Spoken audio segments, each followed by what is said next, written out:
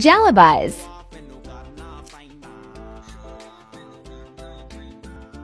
1 cup epi flour.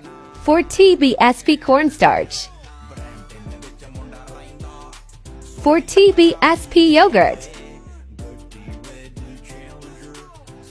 1 tsp baking soda. Orange food coloring. 1/2 cup water. You can add more to it to make it a thick, runny consistency.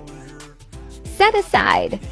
In another pot, add 3 cups sugar, 1 cup water, 4 to 5 cardamom pods, 1 tbsp lemon juice. Boil till sticky consistency and set aside.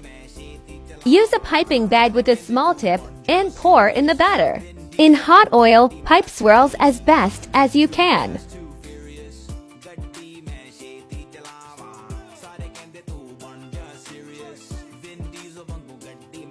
After it's fried, soak it in the sugar syrup for 10 to 15 seconds.